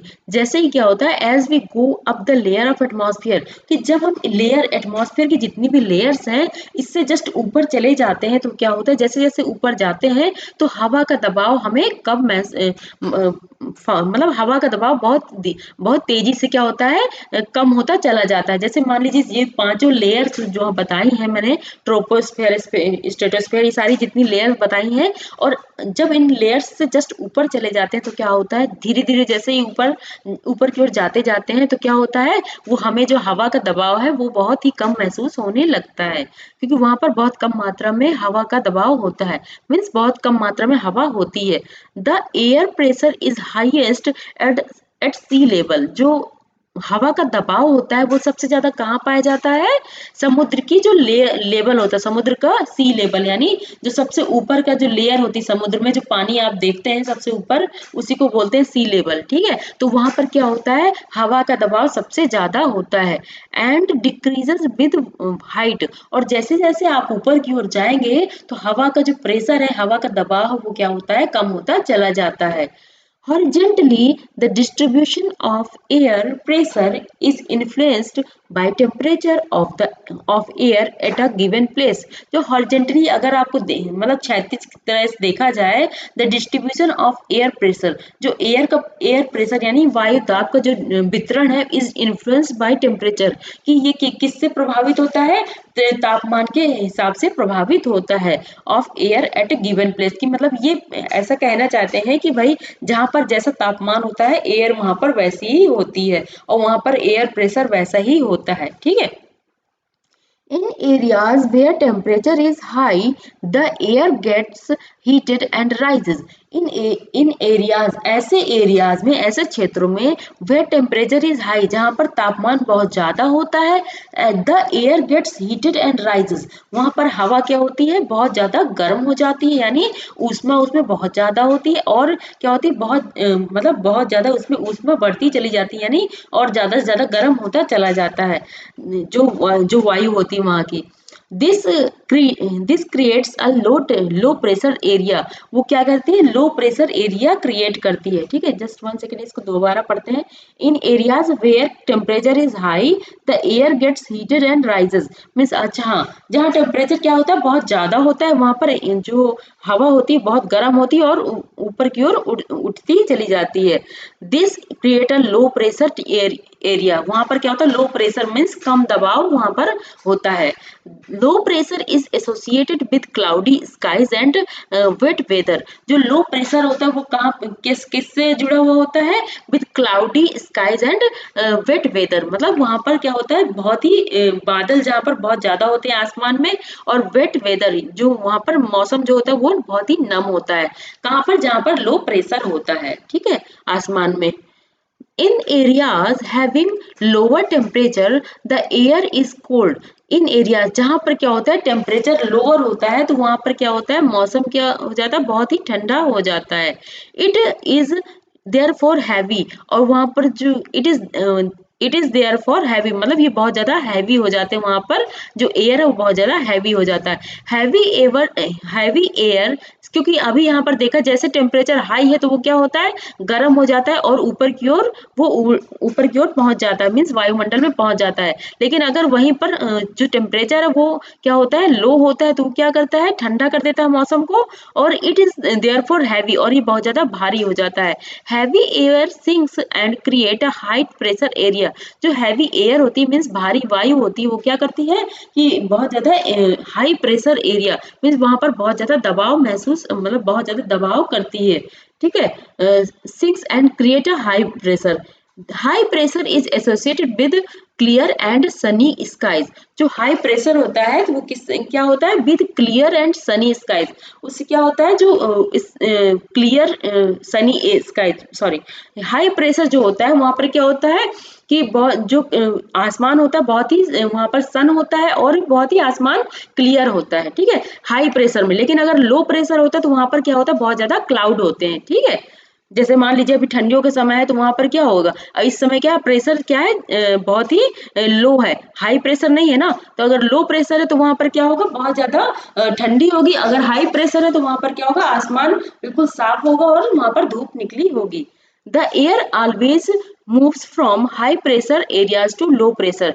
जो हवा है वो कहाँ से कहाँ की ओर जाती है, जो मतलब उच्च दाब से निम्न दाब की ओर जाती है, यानी जहां पर प्रेशर बहुत ज्यादा होगा वहां से निम्न, जहां पर कम प्रेशर होगा वहां की ओर जाती है। अभी इसके बारे में आपको नीचे जो इमेज दी हुई है उसमें बता देंगे, चलिए एक बार बता दे रही हूँ मैं। देखिए जहाँ ये है हाई प्रेशर, जस्ट 1 सेकेंड, इसको इरेज कर देती हूँ, हाँ। देखिए यहाँ पर ध्रुवों में क्या है, सबसे ज़्यादा हाई प्रेशर है, मतलब बहुत ज़्यादा दाब है, क्योंकि यहाँ पर टेम्परेचर क्या है, बहुत ही कम है। बताया मैंने, जहाँ पर टेम्परेचर कम होगा वहाँ पर प्रेशर क्या होगा, बहुत ज़्यादा होगा, और जहाँ पर टेम्परेचर बहुत ज़्यादा होगा वहाँ पर प्रेशर क्या होगा, कम होगा। ठीक है, इस बात को आपको याद रखना है। तो जो एयर है वो कहाँ से कहाँ जाती है, हाई प्रेशर से लो प्रेशर की ओर जाती है। ठीक है, देखिए जैसे यहाँ पर हाई प्रेशर और यहाँ पर देखिए लो प्रेशर है। ठीक है, तो यहाँ एयर कहाँ की ओर जा रही है, इधर की ओर जा रही है। और वैसे ही यहाँ पर देखिए ये हाई प्रेशर है, तो हाई प्रेशर से एयर कहाँ की ओर जा रही है, लो प्रेशर की ओर जा रही है। जैसे इधर की ओर गई और लो प्रेशर नीचे भी है, तो यहाँ पर इधर की ओर भी गई। तो जहां जहां लो प्रेशर है वहां की ओर जाते हैं। जैसे बच्चों, अगर आपने कभी एक एक बर्तन में आप गर्म पानी ले लीजिए, एक बर्तन में आप ठंडा पानी ले लीजिए। ठीक है, तो जब आप क्या करेंगे, जो ठंडा पानी है उस पर गर्म पानी मिलाएंगे तो वो क्या होगा, वो भी गर्म पानी हो जाएगा। तो क्या है, क्योंकि गर्मी इतनी ज्यादा थी तो वो क्या हुआ, ठंडी, क्योंकि ठंडा वहां पर टेम्परेचर बहुत कम है, तो इसलिए क्या किया, जो ठंडक है उसने क्या कर लिया, गर्मी को एब्जॉर्ब कर लिया। तो वो उस जब तक वो बिल्कुल इक्वल नहीं हो जाता तब तक क्या होते हैं, वो मतलब हाई प्रेशर से लो प्रेशर की ओर जो गर्मी है जो उसमें वो जाती जाएगी। ठीक है, अब यहाँ पर देख लेते हैं विंड के बारे में, मीन्स हवा के बारे में। The movement of air from high pressure areas to low pressure area is called wind। जो क्या होता है, द मूवमेंट, जो हवा का मूवमेंट होता है, जैसे अभी मैंने बताया है, जो हवा का मूवमेंट होता है यानी गति होती है, कहाँ से कहाँ की ओर होती है, हाई प्रेशर से लो प्रेशर की ओर होती है, जिसको क्या कहते हैं, विंड कहते हैं, यानी हवा कहते हैं। ठीक है, you can see wind at work as it blows dry leaves down the pavement or uproots trees during a storm। क्या होता है, you can see wind at work, मतलब आपने देखा होगा कि भाई का जो हवा है वो कैसे आपको पता चल जाता है कि भाई यहाँ पर हवा है। ये पता चल जाता है जब क्या होती है, जो लीव्स होती हैं पेड़ों की वो गिर जाती हैं, और जो पेड़ है, जैसे बहुत ज्यादा तेज हवा चलती है तो उस समय क्या होता है, जो पेड़ों की रूट होती है यानी जो जड़ें होती हैं वो इतनी कमजोर हो जाती हैं कि पेड़ भी गिर जाते हैं। जैसे आपने देखा होगा आंधियों में जब स्टॉर्म होता है यानी तूफान आता है तो क्या होता है, पेड़ भी गिर जाते हैं, उनकी जड़ें आप देख सकते हैं ना। तो इससे पता चल जाता है कि जो हवा है वो यहाँ पर बहुत तेज है, तो इससे आप हवा को महसूस कर सकते हैं। ठीक है, sometimes when the wind blows gently you can even see it blowing away smoke or fine dust।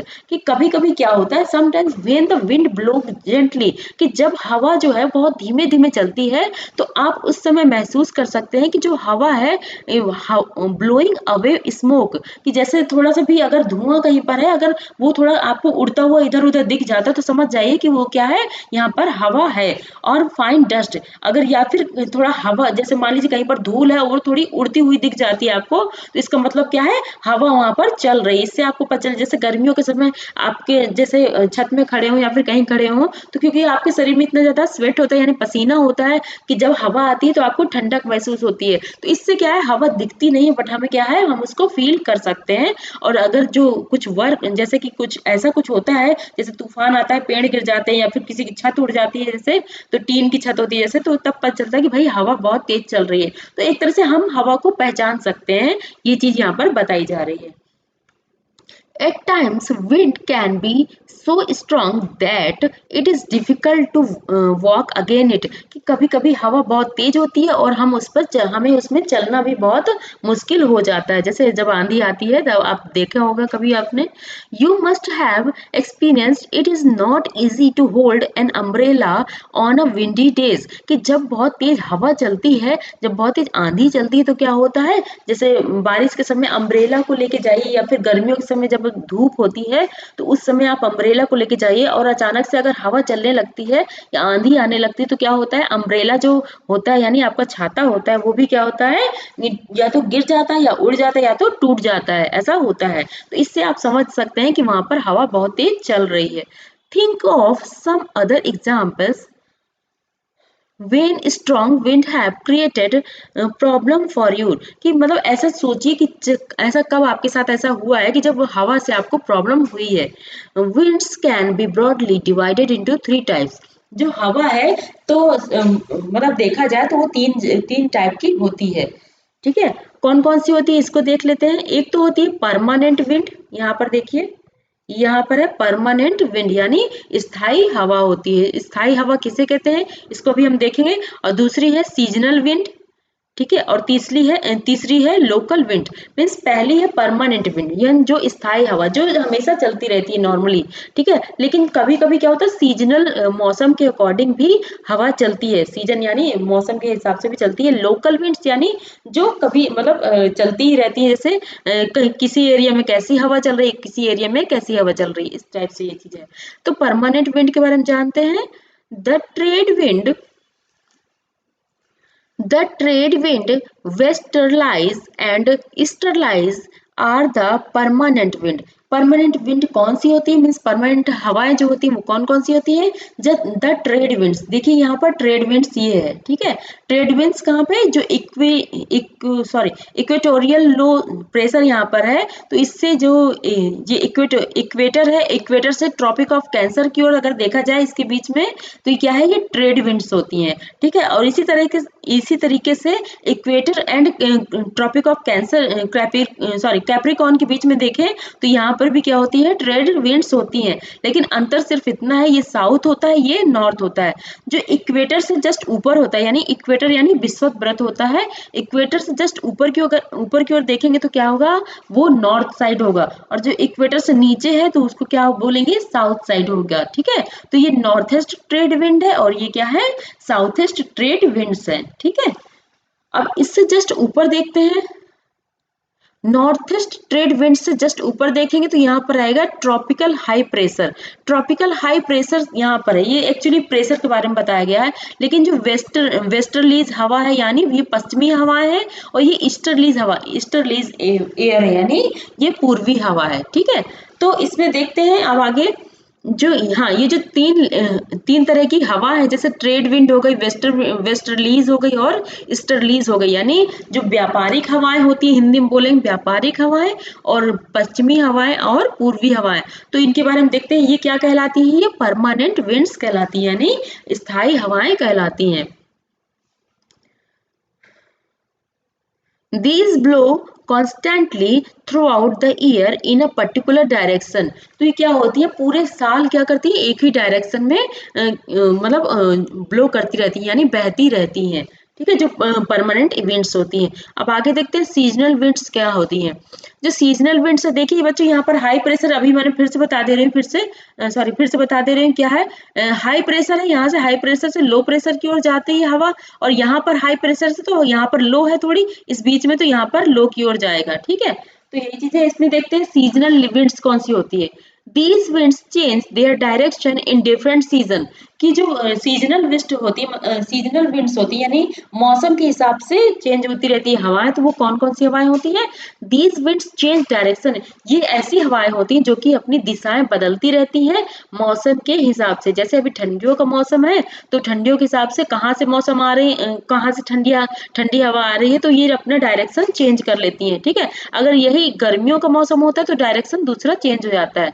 For example monsoon in India, जैसे कि जो भारत है वहां पर आपको पता होगा कि जो हवाएं चलती है वो कौन सी चलती है, मानसूनी हवाएं चलती हैं। यानी ठंडियों के समय ठंडी हवा मतलब दूसरी जगह से डायरेक्शन से हवा आती है, और जो मतलब एक तरह से देखा जाए जो परमानेंट एयर्स है उनका क्या होता है, डायरेक्शन चेंज हो जाती है सीजन के अकॉर्डिंग, ठीक है। कहाँ पर, इंडिया में।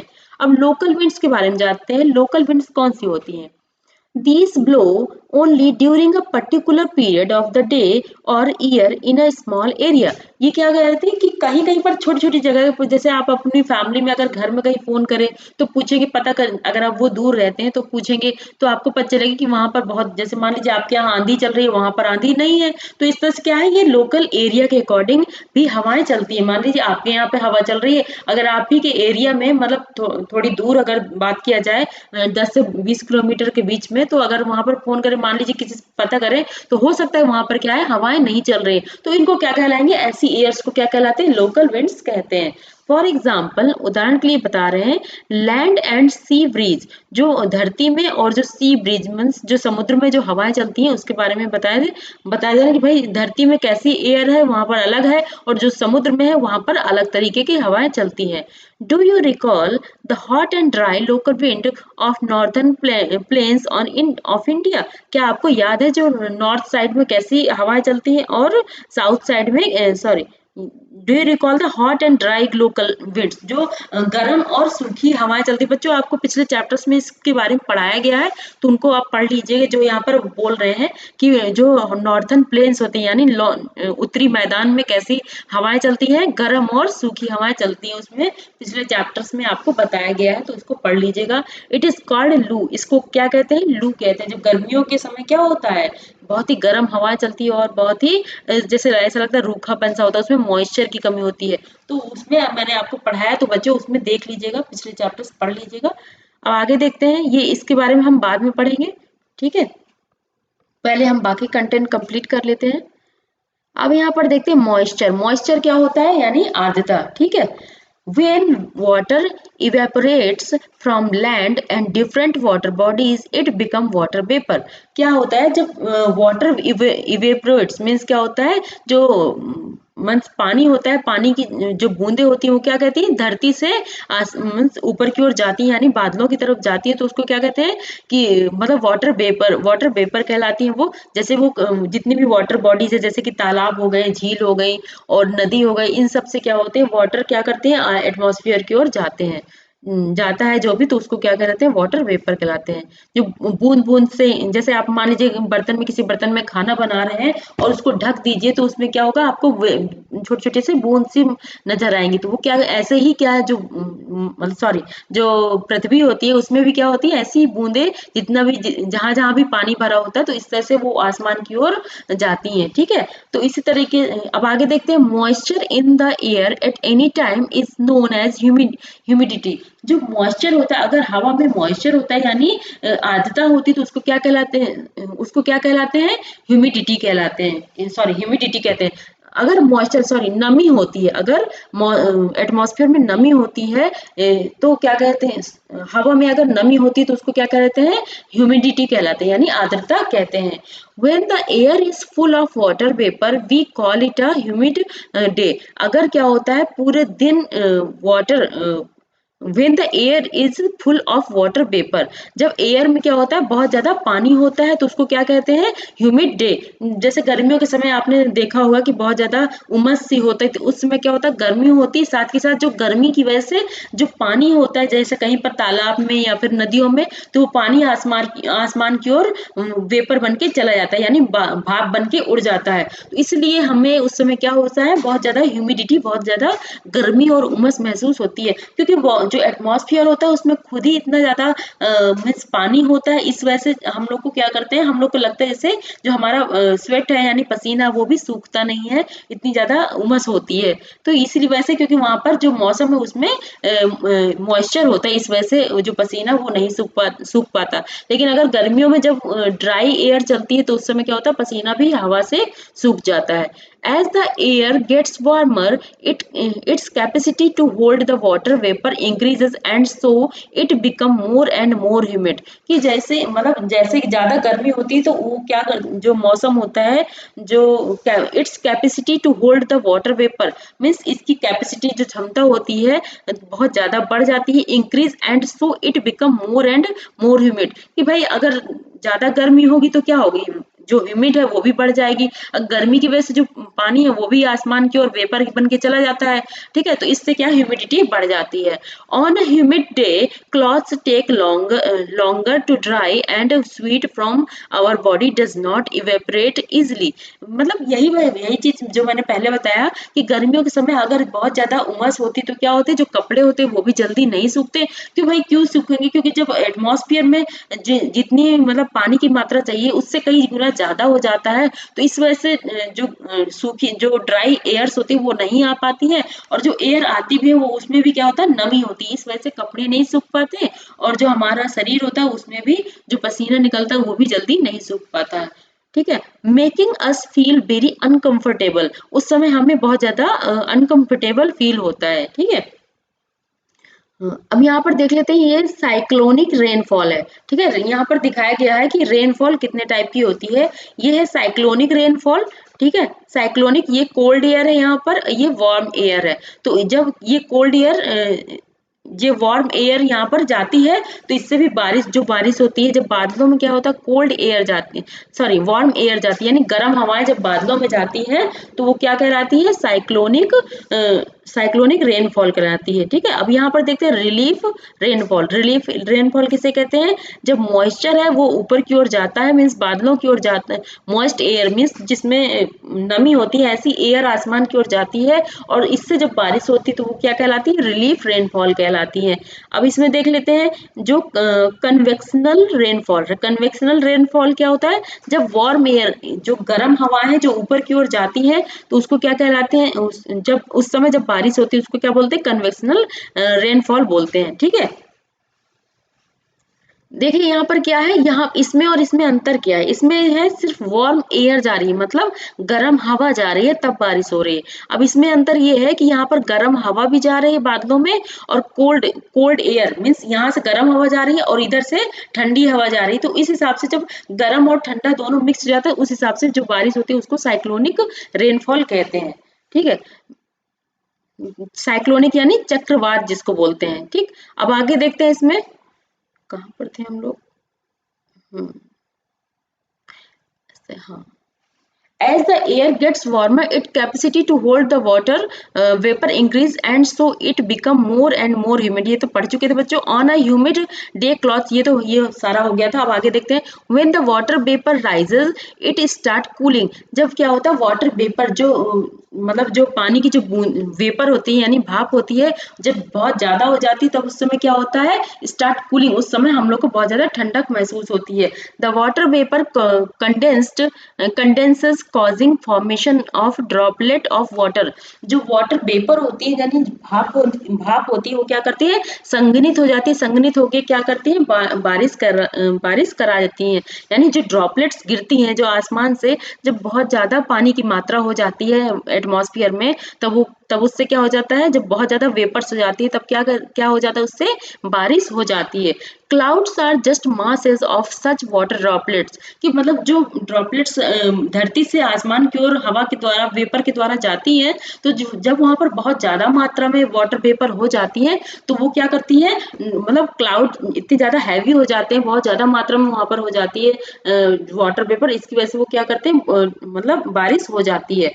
when these droplets of water become too heavy, जब बहुत ज्यादा हैवी हो जाते हैं, to float in air means इससे क्या है, जो हवा में इनका मतलब हवा में लुढ़क भी नहीं पाते सही से, then they come down as precipitation, तब इससे क्या हो जाता है, वर्षा हो जाती है। ठीक है, jet planes flying in the sky leave a white trail behind them. जो जेट प्लेन्स होते हैं flying in the sky leave a white trail, जब जेट प्लेन उड़ते हैं आसमान में तो आपने देखा होगा कि क्या होती है, एक व्हाइट पट्टी सी बन जाती है, मीन्स एक लेयर सी बन जाती है आसमान में। ठीक है, वो क्यों बनती है कि मतलब वो क्या अपने पीछे, जैसे जेट प्लेन जितनी तेज से उड़ता चला जाता है उसके जस्ट पीछे क्या आपने देखा, व्हाइट पट्टी सी होती है। वो क्यों होती है, इसमें देखिए, the moisture from their engines condensed, कि जो मॉइस्चर होता है उसके इंजन से जो मॉइस्चर निकलता है वो एयर में क्या होता है, कंडेंस हो जाता है, यानी संघनित हो जाता है। We see trails of this condensed moisture for some time.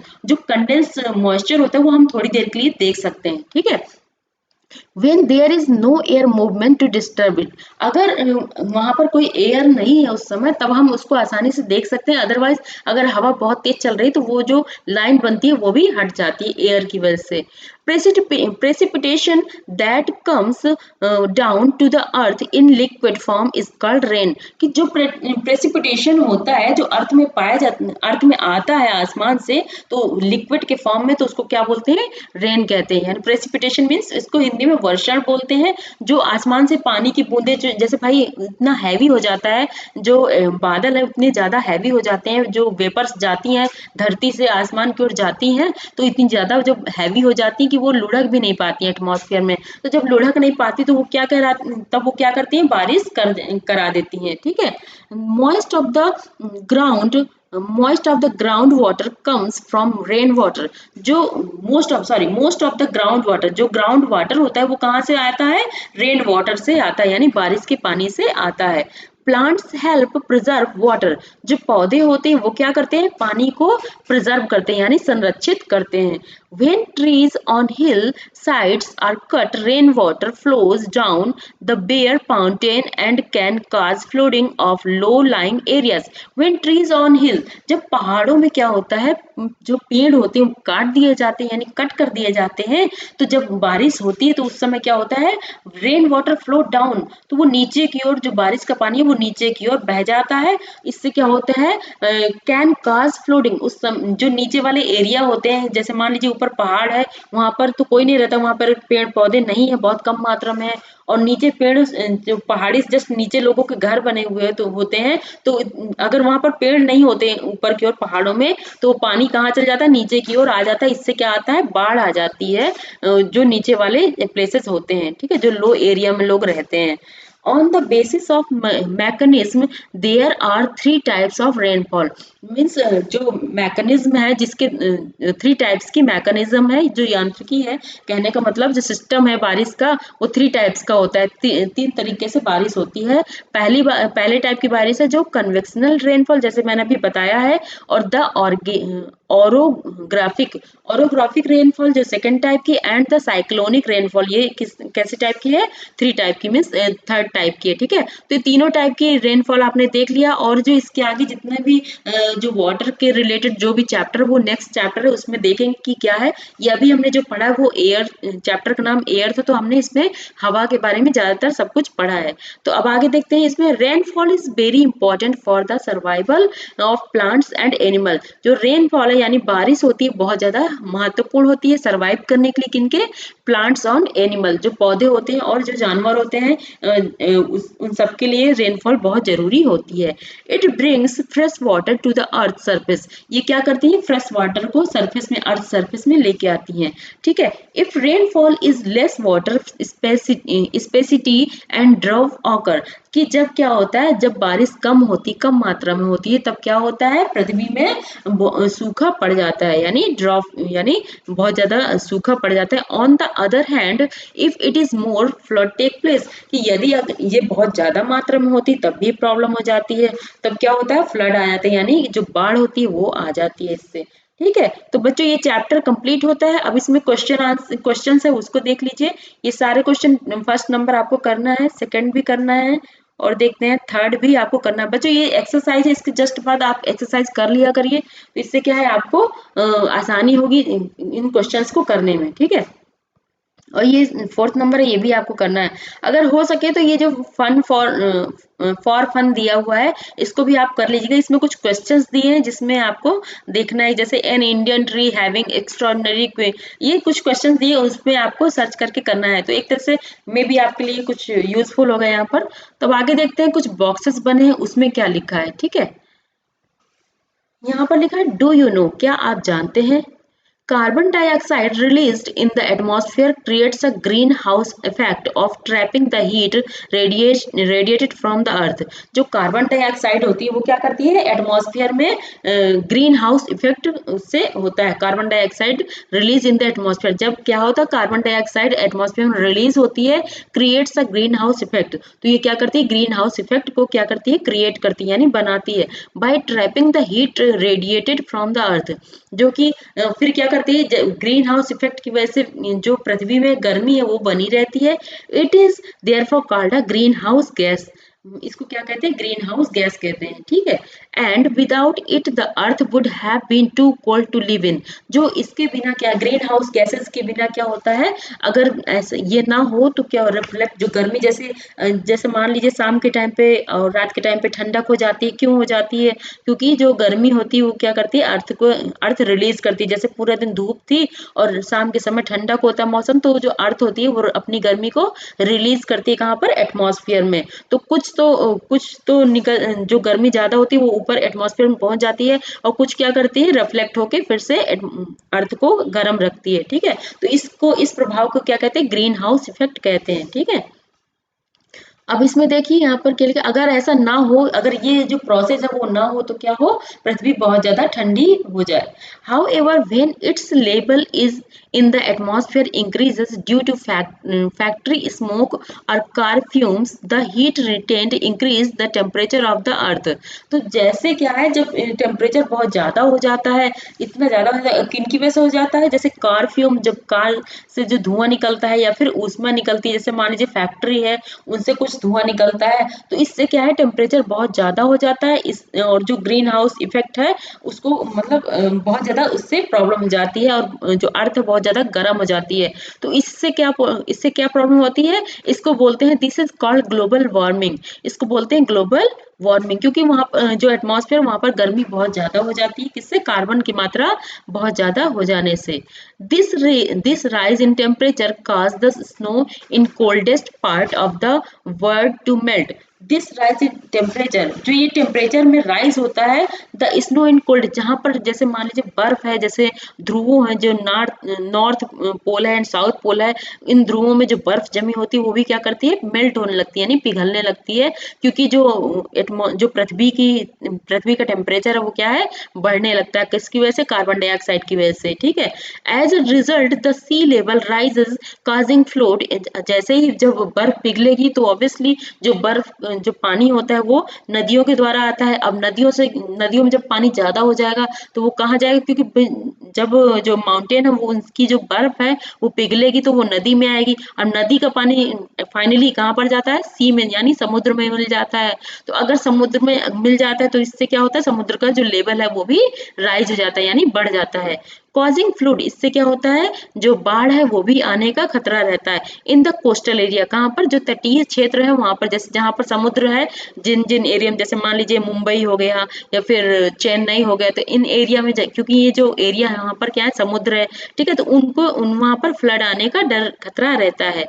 There may be drastic changes in the climate of a place leading to इनएक्सटेड of some plants and animal the long run. तो इससे क्या होता है, जैसे मतलब place change, जैसे ही change होता है क्लाइमेट में, इससे क्या है, जो पेड़ पौधे हैं वहां पर, जानवर है, उनको भी फर्क पड़ता है, ठीक है, उनको भी नुकसान होता है। अब आगे देख लेते हैं दूसरा, कुछ क्या इसमें क्या लिखा हुआ, डू यू नो, एक और यहाँ पर कॉलम है, डू यू नो, ठीक है। अब इसमें क्या लिखा है, व्हेन एयर इज हीटेड, जब हवा गर्म होती है, it expands become lighter and goes up, तो क्या होती है, ये बहुत ही हल्की होती है और ऊपर की ओर उड़ जाती है। Cold air is denser and heavy, और जो ठंडी हवा होती है उसका घनत्व बहुत ज्यादा होता है, एंड क्या होता है, ये बहुत ही हैवी यानी भारी होती है। That is why it tend to sink down, और इस वजह से क्या हो जाता है, जो ठंडी है वो नीचे की ओर ही रह जाती है। When hot air rises, cold air from surrounding area rushes there to fill in gap, ठीक है। That is how the air circulation take place, कि मतलब जैसे कहीं जहां पर ज्यादा गर्म है तो वो ठंडी की, जहां पर ठंडा मौसम है उधर की ओर एयर मतलब जाती है। जैसे मान लीजिए कहीं पर गर्म हवा है, ठीक है, और वहां पर अगर गर्म हवा ज्यादा मात्रा में और ठंडी हवा कम है तो क्या होगा, तो जो ठंडी हवा है वो भी गर्म हो जाती है। तो मतलब कहने का मतलब, जो ठंडी, अगर जहाँ जिसका जो प्रेशर है वो, जैसे मान लीजिए हॉट एयर ज्यादा है तो वो ठंडी की ओर जाएगी, अगर ठंडी एयर ज्यादा है तो वो गर्म की ओर जाएगी, ठीक है। तो ये चीज है। जैसे मान लीजिए ठंडियों में क्या होता है, जो बाहर दिन के समय क्या होता है, बाहर जैसे मान लीजिए धूप निकलती है, तो जो ठंडक मॉइस्चर होता है, जो ठंडक होती है, तो वो क्या है, घरों की ओर जाती है, क्योंकि घरों में क्या होता है, वहां पर सन की लाइट नहीं जा पाती, जो ठंडक है वो उस समय, जो दिन के समय ठंडियों में घर के अंदर ठंडी ज्यादा रहती है, ठीक है। और वहीं अगर शाम के समय रात के समय देखें तो बाहर ठंडक ज्यादा होती है, घर के अंदर थोड़ी कम हो जाती है, ठीक है। तो ये कुछ चेंजेस हो जाते हैं, ठीक है। अब आगे देखते हैं, इसमें और कुछ है क्या। हाँ, ये एक चीज और दिया है, you will be surprise to know that the earth receive only 1 in 2 Arab part of the sun energy. 2 Arab part का सिर्फ एक पार्ट हम, जो हमारी अर्थ है वो रिसीव करती है, कहाँ से, सन से। सन में जो एनर्जी का जो पार्ट है, मान लीजिए 2 अरब पार्ट है, ठीक है, 2 अरब का सिर्फ एक एक एक पॉइंट ही, मतलब एक पार्ट ही पृथ्वी एब्जॉर्ब करती है, ठीक है, कहने का मतलब ये है। अब आगे देखते हैं इसमें और कुछ भी है क्या। यहाँ पर देखते हैं एक और है, the standard unit of measuring temperature is degree Celsius. जो टेम्परेचर को मापने का स्टैंडर्ड है, एक स्टैंडर्ड यूनिट है, मतलब एक स्टैंडर्ड मात्रा है, वो क्या है, डिग्री है, degree Celsius. It was invented by Anders Celsius. ये किसके द्वारा इन्वेंट की गई थी, यानी खोजी गई थी जो डिग्री सेल्सियस है, वो एंडर्स सेल्सियस, वो जो कि साइंटिस्ट थे, उन्होंने इसकी खोज करी थी। On the Celsius scale the water freeze at 0 degree and boil at 100 degree. जो सेल्सियस स्केल होता है, जो माप होती है सेल्सियस की, उसमें क्या होता है, 0 डिग्री अगर टेम्परेचर है तो उसमें मतलब उस समय बर्फ जम जाएगी, जो पानी है वो जम जाएगा। और अगर 100 डिग्री टेम्परेचर है तो उस समय पानी क्या हो जाएगा, बॉयल हो जाएगा। ठीक है, तो इसको क्या बोलते हैं, मतलब स्केल बोलते हैं, सेल्सियस स्केल बोलते हैं। ठीक है, अब यहाँ पे देखते हैं एक और दिया है, on the moon there is no air. जो चंद्रमा है वहां पर क्या है, हवा नहीं है, and has no air pressure, और वहां पर वायु दाब भी नहीं है। Astronauts have to wear special protective space suit filled with air. जो एस्ट्रोनॉट्स होते हैं, जो अंतरिक्ष यात्री होते हैं, उनको क्या होता है, वो लोग क्या करते हैं, स्पेशल सूट पहनते हैं, यानी उनके जो कपड़े होते हैं वो स्पेशल टाइप के होते हैं, डिफरेंट टाइप के होते हैं, जो कि क्या करते हैं, प्रोटेक्ट करते हैं जो स्पेस में, जैसे एयर नहीं है वहां पर, तो भाई लाइफ के लिए तो एयर जरूरी है, जैसे ऑक्सीजन है, नाइट्रोजन, इन सब चीजों की जो जरूरत पड़ती है। तो ये जो सूट होता है उनका, जो कपड़े होते हैं, उसी में सारा कुछ उसमें फिट किया जाता है। ठीक है, when they go to the moon, जब वो चंद्रमा में जाते हैं तो ये सारा ये सूट जो होता है, कपड़े, वो पहन के जाते हैं। If they did not wear these space suit, अगर वो उस स्पेस सूट को ना पहने अंतरिक्ष यात्री, the counter pressure exerted by the body of the astronaut would make the blood vessels burst. कि जो उनका शरीर है तो उससे क्या हो जाएगा, जो प्रेशर एक्सटेंड, इतना ज्यादा प्रेशर वायुमंडल का, मतलब जो वहां का अंतरिक्ष में जो है वातावरण है, वहां से क्या हो जाएगा, इतना ज्यादा प्रेशर डाल देगा शरीर में कि वो जो शरीर, उनकी जो वेसल्स है, यानी जो शरीर में जो वाहिकाएं जिनको बोलते हैं, वो क्या हो जाएंगी, फट जाएंगी, और उससे ब्लड निकल जाएगा बहुत ज्यादा। द एस्ट्रोनॉट ब्लड, मतलब उसके शरीर से, अंतरिक्ष यात्रियों के शरीर से बहुत ज्यादा ब्लड निकल जाएगा, इसलिए उस स्पेस सूट को पहनना बहुत जरूरी होता है उनके लिए। अब आगे देखते हैं, a wind is named after the direction from which is blow. Example, the wind blowing from the west is called westerly. हाँ, इसमें बताया गया है कि जो जैसे हवाएं हम लोग बोलते हैं, जैसे अब मान लीजिए लोकल एरिया में देखें तो लोग बोलते हैं कि पश्चिमी हवाएं चल रही हैं, पूर्वी हवाएं चल रही हैं, है ना। तो ये सब किससे चल रही है, जिस डायरेक्शन से हवा आती है वो उसी डायरेक्शन की हवा बोला जाता है। जैसे कि अगर पश्चिम की तरफ से हवा आती है तो उसको क्या बोलते हैं, वेस्टर्ली, यानी पश्चिमी हवा चल रही है। ठीक है, अब इसमें बच्चों ये चीज समझ में आ गई कि ये जो ये बीच की लाइन है, इक्वेटर है, और यहाँ पर क्या है, ये यहाँ पर ये ट्रॉपिक ऑफ कैंसर है, ये ट्रॉपिक ऑफ कैप्रिकॉर्न है। ये जो इधर की ओर अगर जा रही है तो इसका मतलब है जो प्रेशर है इधर का ज्यादा है, इसकी जो टेल साइड है, ये जो एरो है ये इसका टेल है, ये इसका टेल है, और ये क्या है, हेड है। ठीक है, तो जो अगर ये हेड इधर को है तो इसका मतलब क्या है, यहाँ का जो प्रेशर है वो ज्यादा है और यहाँ का क्या है, कम है, तो इसलिए वहां पर जो कम है वहां की ओर जा रही है, जो हवाएं होती है उस साइड की ओर बहती हैं। ठीक है, इसको और अच्छे से आप अपनी बुक में एक बार देख लीजिएगा, समझ लीजिएगा, इसमें ऐसा कुछ नहीं है। जो मैंने डायरेक्शन है वो चीज तो बता दी कि हाई से लो की ओर, हाई प्रेशर से लो प्रेशर की ओर जो हवा है वो जाती है, बहती है। ठीक है, अब आगे देखते हैं, इसमें साइक्लोन के बारे में बताया गया है बच्चों की। साइक्लोन, जब उड़ीसा में साइक्लोन आया था उसके बारे में यहाँ पर बताया, तो इसको आप खुद से भी पढ़ सकते हैं।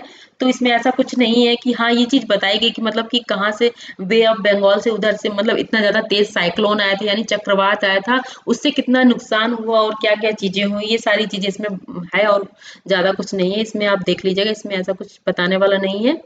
ठीक है, तो बच्चों ये चैप्टर यहीं पर कंप्लीट होता है। अब हम नेक्स्ट चैप्टर देखेंगे, चैप्टर 5, जो कि इसके बाद जस्ट मे बी आज या फिर कल में कर देंगे, कंप्लीट कर देंगे बच्चों। इसमें 3 या 4 चैप्टर ही बाकी है, तो इसको हम जल्दी ही कंप्लीट कर देंगे, फिर क्लास 8 की जो ज्योग्राफी है उसको स्टार्ट कर देंगे। ठीक है, तो थैंक यू क्लास।